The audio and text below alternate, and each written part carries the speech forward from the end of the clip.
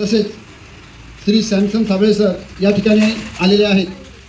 या कार्यक्रमाच्या निमित्तानं कुणी पाहुणे आले तर ते सगळ्यांना माहिती आहे, पण त्याच्यावर अधिक माहिती देण्यासाठी या ठिकाणी सर्व शिक्षकवृंद आणि त्यांनी आम्हाला तुमच्या शाळेमध्ये ही माहिती सांगण्याची परवानगी दिली, म्हणून स्पर्श संस्थेतर्फे विवाह मार्च आणि एप्रिल महिन्यामध्ये मागच्या वर्षी 2024मध्ये 2025 मार्च एप्रिलमध्ये थांबवलेले आहे. आणि शिक्षकांच्या मदतीने ते काम करणाऱ्या यंत्रणा जे लहान मुलांसाठी काम करतात आणि लहान मुलांसाठी असणारे कायदे ते थोडक्यात सांगणार आहे. त्याच्यामध्ये टोल फ्री नंबर आहे, म्हणजे त्याला मोबाईलमध्ये रिचार्जची गरज नाही. तसाच लहान मुलांसाठी पण टोल फ्री नंबर आहे. कोणता?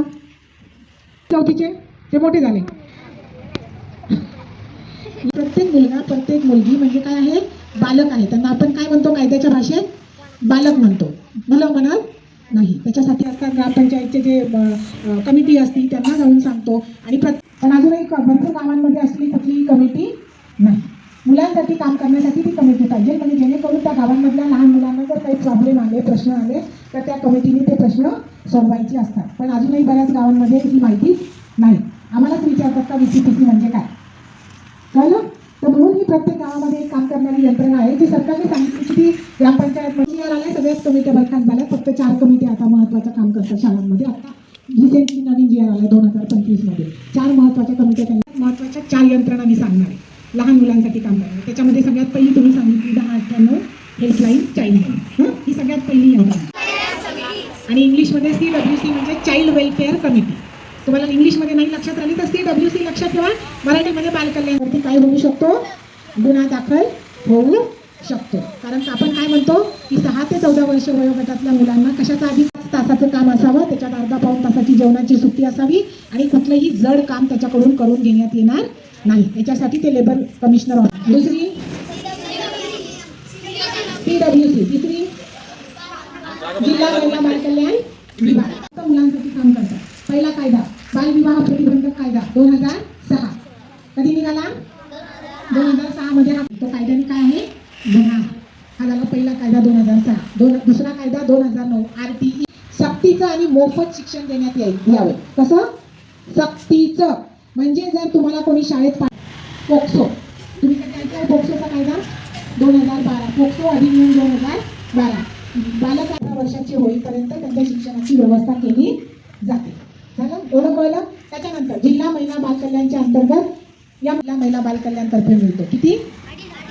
एका घरातील 2 मुलांना त्याचा फायदा होऊ शकतो. म्हणजे समजा आता मी आहे, या योजना करू आणि त्या संदर्भात काम करू, त्या करारावर आपण काय केलेली आहे? यासाठी आपला भारत देश हा काय आहे? कोणाकडे तरी. तर अशा सगळ्या मुलांना ती योजना लागू होते. तिला आपण बाल संगोपन योजना म्हणतो. काय म्हणतो? अशी प्रतिज्ञा करतो की मुलगी असेल तर 18 वर्षाच्या आत व मुलगा असेल तर 21 वर्षाच्या आत आम्ही बालविवाह करणार नाही. बालविवाहाच्या कोणत्याही कायद्यात सहभागी होणार नाही. तसेच बालविवाहास प्रत्यक्ष अप्रत्यक्ष मदत करणार नाही.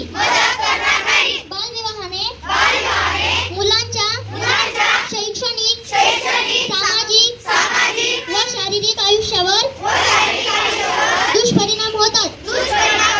याची आम्हाला जाणीव आहे. बालविवाह हा कायदेशीर गुन्हा असून त्यासाठी तुरुंगवासाच्या शिक्षेची तरतूद आहे. बालविवाहाची माहिती मिळाल्यास आम्ही 1098 या क्रमांकावर संपर्क साधू. या नंबरवर संपर्क साधणाऱ्या व्यक्तीचे नाव व पत्त्याची आवश्यकता नसून माहिती देणाऱ्याचे नाव गोपनीय ठेवले जाते. याची मला जाणीव आहे व आम्ही या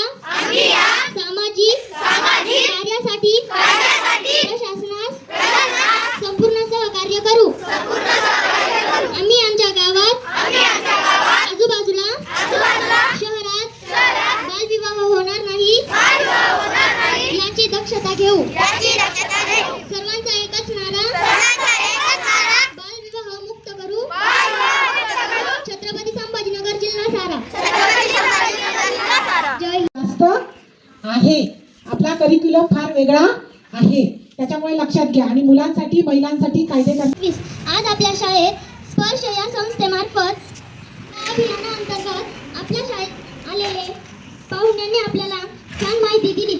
त्या माहितीचा आपल्याला आपल्या गावात, आजूबाजूला, शहरात मी माझ्यातर्फे आणि माझ्या शाळेच्या तर्फे त्यांचे खूप खूप धन्यवाद. 10 डिसेंबर 2025 आज आपल्या शाळेत संस्थेमार्फत आपल्याला माहिती देण्यात आली. या माहितीत आपल्याला चाइल्ड हेल्पलाईन नंबर व